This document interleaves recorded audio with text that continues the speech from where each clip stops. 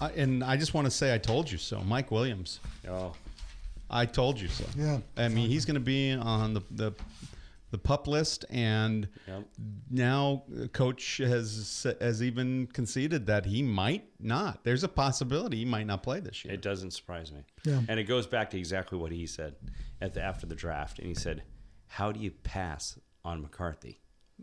Yeah, Christian McCaffrey. McCaffrey. Yeah. How do you pass on McCaffrey? He's turning heads in Carolina. They're like, this guy is a wow factor. Plus, like you said, he's so versatile. He can do so much. Right. It's like getting a receiver. He's not a one dynamic. I remember, guy. we were all about hey, we got Mike Williams, another big receiver, and you go, you passed on one of the best college football players ever, Yeah. And, I was so glad to see the back of him I was as a going, Trojan fan. Vince, you're absolutely right. I mean, now we're sitting in a situation where Keenan Allen played 3 quarters last year and he was done.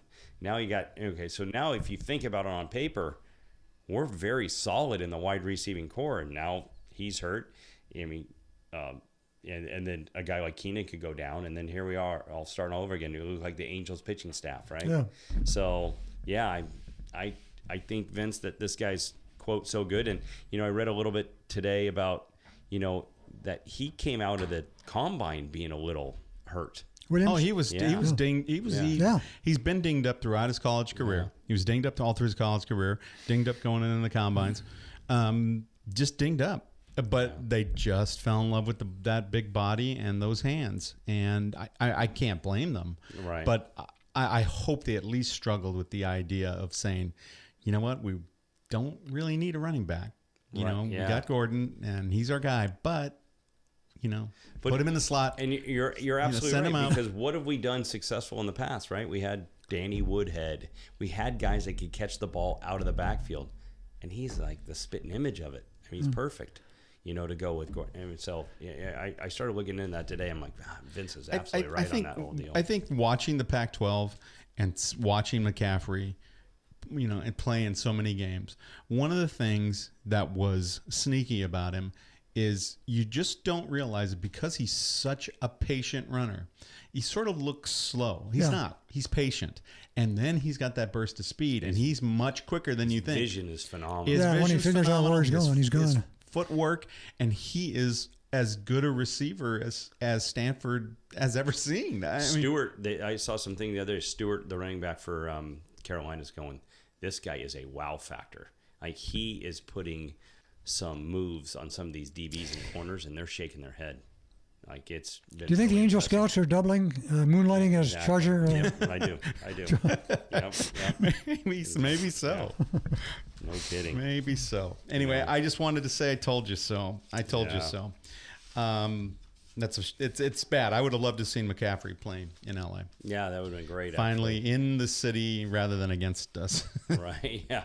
Exactly. Yeah, we're only a month away from some football here. Yeah, it's you can already start to feel the buzz going, actually, and I started thinking about it. It's like I felt really positive about the Chargers' offense, but now we had a franchise tag, the defensive back there, and so. It's just, and Verrett has actually he got hurt all last year. So the backfield, or I should say the secondary, is very thin with the Chargers. If that can stay healthy and we can maybe find a couple sleepers for depth, I think we actually got a great chance. But the problem is we're, I think, in the toughest league in the NFL. I think the AFC West is absolutely insane. Yeah. Everybody can beat everybody there. So I think that whole conference or division is going to come down to who stays healthy.